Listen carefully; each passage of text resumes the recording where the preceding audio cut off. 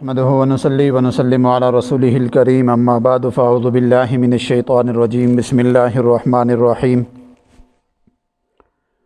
يا أيها الذين آمنوا كتب عليكم الصيام كما كتب على الذين من قبلكم لعلكم تتقون صدق الله العظيم وصدق رسوله النبي الكريم ونحن على ذلك لمن الشاهدين والشاكرين والحمد لله رب العالمين أسألك الحي الذي لم يتخذ ولدا ولم يكن له شريك في الملك ولم يكن له ولي من الذل وكبره تكبيرا الله أكبر لا إله إلا الله والله أكبر ولله الحمد اللهم صل على محمد وعلى آل محمد كما صليت على إبراهيم وعلى آل إبراهيم إنك حميد مجيد اللهم بارك على محمد وعلى آل محمد کما بارکت علی ابراہیم وعلی آل ابراہیم انک حمید مجید۔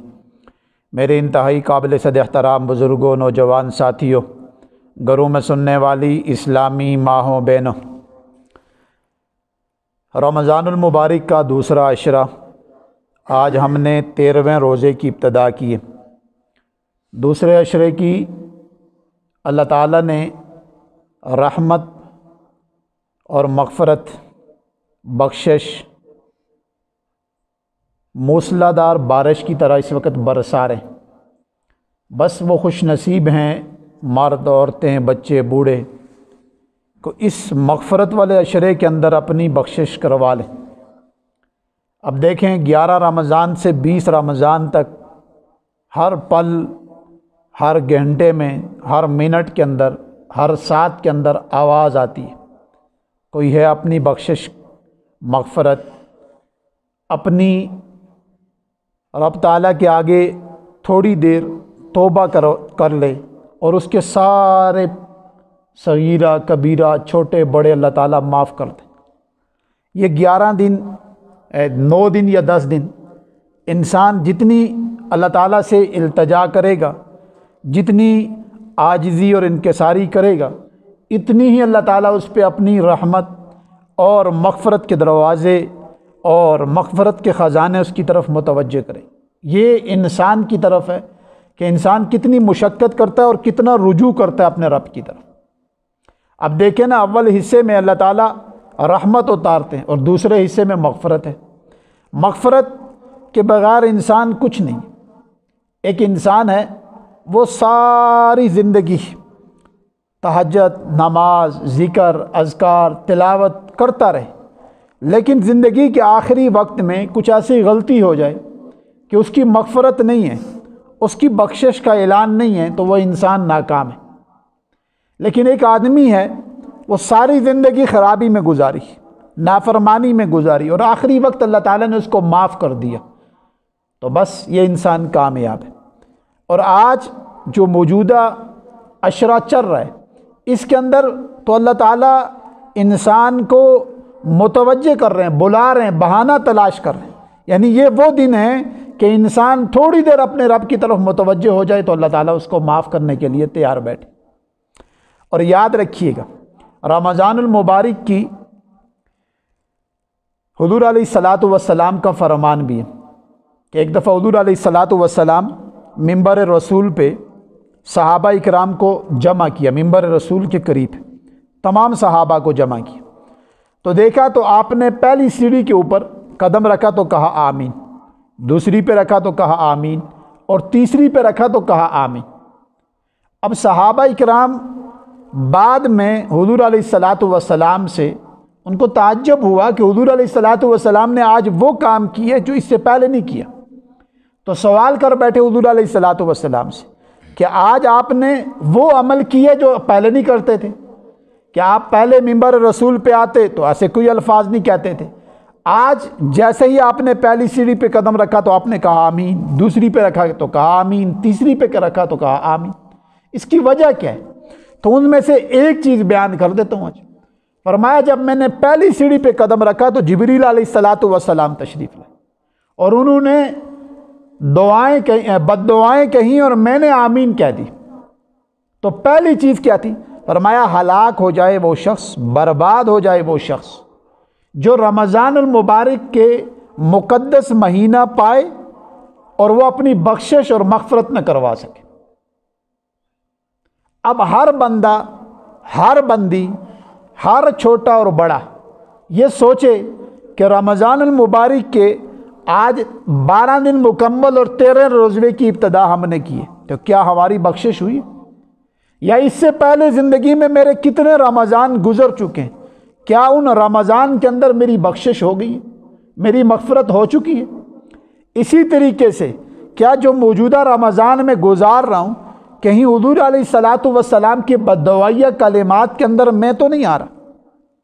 اب انسان سوچ سکتے ہیں، ہر آدمی کو اپنے بارے میں پتہ ہے کہ میں کتنا پانی کے اندر ہوں، کتنا دودھ میں ہوں، میری زندگی کیسی گزر رہی ہے، ہر آدمی کو پتہ ہے۔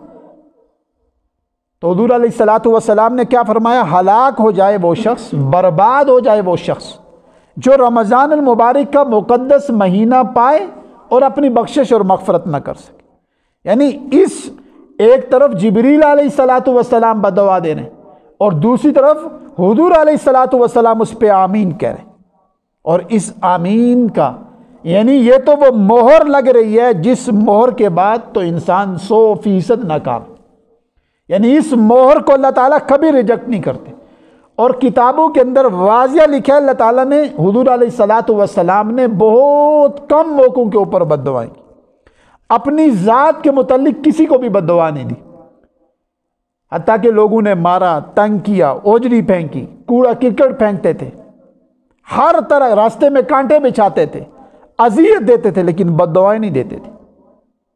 لیکن یہاں حضور علیہ الصلاۃ والسلام یہاں بھی اور ایک موقع کے اوپر، نماز کے موقع کے اوپر بھی حضور علیہ الصلاۃ والسلام نے فرمایا، اور وہ کیا فرمایا؟ فرمایا جو لوگ بلا عذر گھروں میں نماز پڑھ لیتے ہیں، میرا دل جی چاہتا ہے کہ میں نوجوانوں سے کہیں لکڑیاں، خشک لکڑیاں گٹھی کریں اور میں جا کے ان کے گھروں کو آگ لگا دوں۔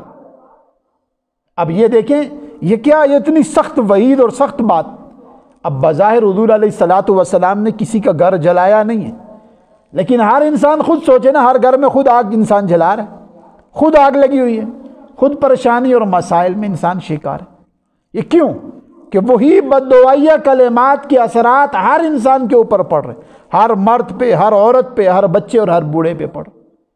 تو آج ہم جتنا رجوع اور توبہ اور استغفار کی طرف آئیں گے، اتنا ہی اللہ تعالیٰ، ویسے بھی رحمت برس رہی ہے، مغفرت کے اعلان ہو رہے ہیں، بخشش کے اعلان ہو رہے ہیں، اور اللہ تعالیٰ بھی منتظر بیٹھے ہیں، بس ہم تھوڑی دیر جتنی توجہ کے ساتھ اللہ کی طرف متوجہ ہوں گے، اللہ تعالیٰ اتنی ہی جلدی ہمارے لیے خیر کے، فضل کے، عافیت اور بخشش کے اعلان کر دیں۔ اور یاد رکھیے گا، ایک مجوسی کا بڑا مشہور واقعہ، بہت مشہور واقعہ ہے۔ ایک ہوتا ہے دیکھیں روزے رکھنا، اس کا ادب احترام کرنا، تراویح پڑھنا، قرآن مجید پڑھنا، اپنے نظروں کی حفاظت کرنا، ہاتھوں کی حفاظت کرنا، زبان کی حفاظت کرنا، پاؤں کی حفاظت کرنا، کانوں کی حفاظت کرنا۔ ایک تو یہ ہے کہ پورے طریقے کے ساتھ رمضان گزار رہے، لیکن اسی کے مقابلے میں ایک کافر ہے، مجوسی ہے، مسلمان نہیں ہے، لیکن اس نے بھی اس رمضان کا ادب کیا، احترام کیا، تو اللہ نے اس کو بھی خالی نہیں چھوڑا۔ گو جائے کہ انسان مسلمان وہ اس کا ادب، احترام اور ان چیزوں کا خیال رکھے تو اللہ تعالیٰ اس کو معاف نہ کرے، اس کو نہ نوازیں۔ یہ ممکن، یعنی انسان کا اپنا ہی من غفلت میں پڑا ہوا ہے، انسان خود ڈوبا ہوا ہے۔ اکثر ایک سوال ہوتا ہے نا کہ رمضان کے اندر بھی بعض لوگ چھپ چھپ کے روزے کھاتے ہیں، بعض لوگ تراویح کے لیے نہیں آتے، نماز کی طرف نہیں آتے، پورا روزے گزر جاتے، سارا رمضان گزر گیا، ایک رکوع نہیں پڑا، پورا رمضان گزر گیا، ایک نماز نہیں پڑھی، پورا رمضان گزر گیا، روزے نہیں رکھے۔ تو اکثر کہتے ہیں کہ شیطان تو باندھا ہوا ہے، شیطان تو گرفتار ہے، پھر یہ روزے کیوں نہیں رکھ رہا؟ اس کی وجہ اس کا نفس ہے، کیونکہ نفس انسان خود باندھتا ہے مجاہدے سے، مشقت سے، اور نفس کی مار شیطان سے زیادہ خطرناک ہے، نفس کی مار زیادہ خطرناک ہے۔ نفس جب انسان کا بڑا ہو جاتا ہے، موٹا تگڑا ہو جاتا ہے، یہ انسان کو شیطان سے زیادہ اور جلدی گمراہ کرتا ہے۔ تو یہ وہ نفس ہے انسان کا، کیونکہ اللہ تعالیٰ نے انسان کے ساتھ دو دشمن پیدا کیے، ایک شیطان اور دوسرا نفس۔ شیطان کو تو اللہ تعالیٰ نے باندھ دیا، اب نفس کو باندھا روزے کے ساتھ جاتا ہے۔ اور یاد رکھیں، شیطان جو دل میں وسوسہ ڈالتا ہے اس سے انسان بچتا ہے، اور جو نفس انسان کو وسوسہ ڈالتا ہے اس سے انسان نہیں بچتا۔ یہ جو انسانوں کو قتل کرتے ہیں نا، یہ نفس کی شرارت ہوتی ہے۔ چوری ڈکیتی جتنے بھی معاملات ہوتے ہیں، کسی کے پیچھے جاتا ہے، اس کی عزت تار یہ نفس کا وسوسہ ہوتا ہے۔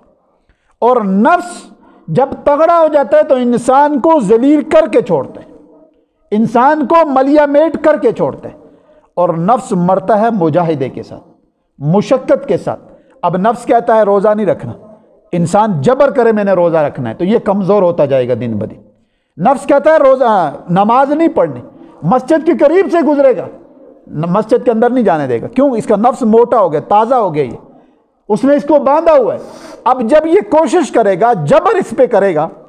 اب بعض بزرگوں کا ہم نے دیکھا ہے، دیکھیں غلطیاں ہر انسان سے ہوتی ہیں۔ ایک بزرگ تھے، انہوں نے اپنے نفس کے اوپر سزا رکھی ہوئی تھی، کوئی بھی گناہ ہو جاتا چاہے چھوٹا یا بڑا تو وہ پہلی سزا اس کو یہ دیتے تھے کہ ہر نماز کے بعد نفلوں پہ لگا دیتے، یعنی جن نماز کے بعد نفل پڑھنے جائز ہیں وہ نماز ہر ساتھ طے کر لیتے کہ اس نماز سے پہلے یا بعد میں نے 2 نفل پڑھتے۔ اگر وہ اس سے بھی کنٹرول نہ ہوتا، یعنی اس سے بڑی ان سے غلطی کروا دیتا، تو وہ اس کو 3 وقت کی روٹی کی جگہ 2 وقت کی روٹی کھلاتے، یعنی اپنے بدن کو 2 وقت کی روٹی پہ لے آتے۔ اگر اس سے بھی بڑا وہ جرم کروا دیتا تو پھر اس کو روزے پہ لے آتے۔ ایک وقت ایسا بھی آنا شروع ہو گیا کہ نفس نے ان کو صرف نیکیوں پہ ہی لگانا شروع کر دیا، گناہوں سے دور کر دیا۔ کیوں؟ کہ نفس کو جب سزا دی جاتی ہے تو یہ مرتا ہے، یہ چیختا ہے، یہ چلاتا ہے۔ تو آج شیطان تو باندھا ہوا ہے، لیکن ہمارے نفس اتنے تگڑے ہو گئے، اتنے موٹے، اور ہم نے ان کو بڑا کر دیا ہے کہ وہ ہمیں نیکی کی طرف نہیں آنے دیتے۔ تو میں آپ سے گزارش کر رہا تھا کہ ایک مجوسی، وہ مجوسی کیا ہے؟ وہ مسلمان نہیں ہے، اس نے کوئی روزہ نہیں رکھا، اس نے تراویح نہیں پڑھی، اس نے قرآن نہیں پڑھا، وہ نمازیں نہیں پڑھتا تھا کہ مسجدوں میں، نہیں، بلکہ اس کا ایک مشہور واقعہ ہے جس کے اوپر اس کی بخشش ہوئی اور مغفرت ہوئی۔ وہ یہ کہ اس کا بچہ، حالانکہ کافر ہے، کافر کا بچہ کافر ہی ہوگا، تو وہ دن میں کھانا کھا رہا تھا سب کے سامنے، کھا پی رہا تھا سب کے سامنے، اور وہ مجوسی اس محلے میں رہتا تھا جس محلے میں مسلمان بھی رہتے تھے۔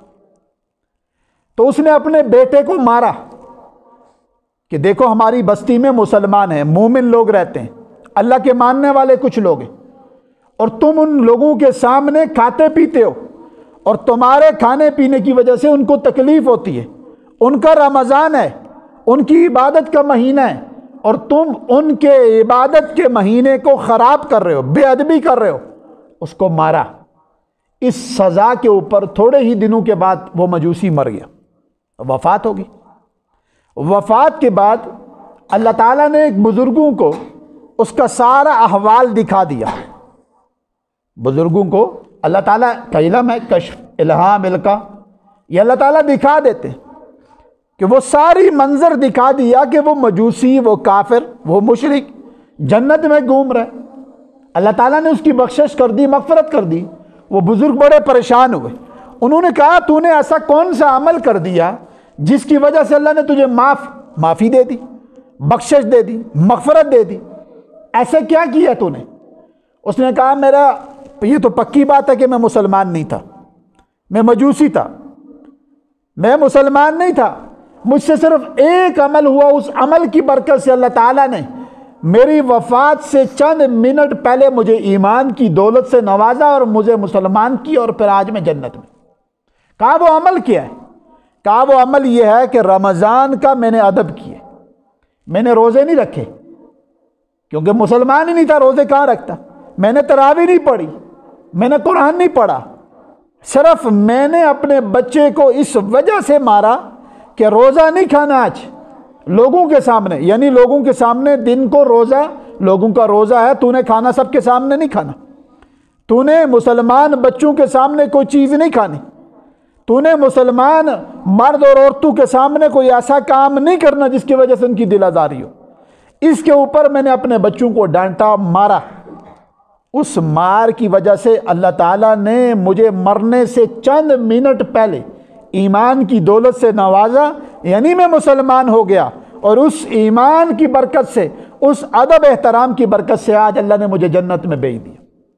تو مسلمانوں، مرد اور عورتوں، یہ ہم سوچیں کہ ہم جو 29-30 دن اللہ کی طرف متوجہ رہیں گے، مجاہدہ کریں گے، مشقت کریں گے، تراویح روزے پڑھنا پڑھانا رکھیں گے، تو ہمارے اوپر اللہ کا کتنا انعام ہوگا، کتنا اکرام ہوگا، کتنی اللہ تعالیٰ کی خیریں اور رحمت اور برکت ہماری طرف متوجہ ہوگی، اور پھر مرنے کے بعد کون سی جنت میں اللہ تعالیٰ ہمیں بھیجیں گے۔ اب دیکھیں نا، انسان سوچے، فرمایا جس نے دنیا کے اندر صرف ایک دفعہ سبحان اللہ، صرف ایک دفعہ کہا، ایک دفعہ الحمدللہ کہا، ایک دفعہ اللہ اکبر کہا، یعنی ایک آدمی نے دنیا کے اندر الحمدللہ سبحان اللہ اللہ اکبر یہ دوسرے آدمی سے ایک دفعہ زیادہ پڑھا، تو اس آدمی کو دوسرے آدمی کے بنسبت بڑی جنت ملے گی۔ یعنی جنت میں بھی اللہ نے مقام رکھے ہوئے، کسی کو چھوٹی، کسی کو بڑی، کسی کو جنت النعیم، کسی کو جنت الفردوس۔ یہ ایک دفعہ پڑھنے پہ تو جو آدمی مسلسل ان دنوں کے اندر رب تعالیٰ کی طرف رجوع کرے گا، رب تعالیٰ کی طرف متوجہ رہے گا، ہر وقت دعاؤں کا اہتمام، پڑھنے کا اہتمام، قرآن کے ساتھ، نوافل کے ساتھ، نمازوں کے ساتھ، تراویح کے اندر قرآن کا سننا سنانا، ان میں لگا رہے گا، تو اس کا عید والے دن اللہ تعالیٰ کیسا انعام، اعزاز اور اکرام کے ساتھ اس کی بخشش بھی کریں گے۔ اور جیسے ہی دنیا سے جائے گا، دیکھیں دنیا سے ہم نے جانا ہی جانا ہے، آج نہیں، 2 سال 4 سال 6 سال، دنیا چھوڑنی، وقت مقرر ہے، بس جس کی جتنی لکھی ہے وہ اپنی روزی روٹی پوری کرے گا، وہ سانس پورے کرے گا، اس کے بعد اس نے رب کے حوالے ہو جانا، اور مرنے کے بعد یہی چیزیں اس کے سامنے آنا شروع ہو جائیں۔ ایک طرف نماز ہے، تلاوت ہے، قرآن ہے، ایک طرف تراویح ہے، ایک طرف سننا سنانا ہے، نیک اعمال ہیں، یہی اس کے ارد گرد گھومیں گے، اور یہی اس وقت اس کے کام آئیں گے۔ کیوں؟ آج آپ نے بھی دیکھا ہوگا، جیسے ہی مرتے ہیں تو اس کے بعد ہم کیا کہتے ہیں؟ جنازہ اتنے بجے دفن ہوگا، جنازہ پاک کرنا ہے، جنازہ اٹھاؤ، جنازے کو یوں رکھو، یعنی انسان کا نام ختم ہو جاتا ہے۔ اور اسی وقت اچھا اس جنازے سے ماں بھی ڈر رہی ہے، حالانکہ بیٹے کا جنازہ ہے، اس جنازے سے بھائی بھی، بہن کا جنازہ ہے تو بھائی بھی ڈر رہا ہے، بھائی کا تو بہن ڈر رہی ہے، یعنی جنازے کے پاس تنہائی میں کوئی نہیں رہتا، خوف آتا ہے انسان کو، اور انسان کوشش کرتے ہیں جلدی سے جلدی اس کو قبر کے حوالے کریں، اور ہم اپنے ہاتھوں سے ہی اپنے ہی عزیز کو، رشتہ دار کو، چاہے جتنی بھی محبت اس سے ہو، اپنے ہاتھوں سے اس کو مٹی کے حوالے کرتے، اس گڑھے کے حوالے کر کے اوپر منو مٹی ڈال کے ہم چھوڑ چھاڑ کے آ جاتے۔ کتنے ہمارے رشتہ دار ہیں، کتنے آپ کے رشتہ دار ہیں جو اوپر قبرستانوں میں پڑے، کتنی بارش ہو رہی ہے، برف ہو رہی ہے، سردی ہو رہی ہے، ہم نے کبھی ان کا خیال نہیں کیا۔ کیوں؟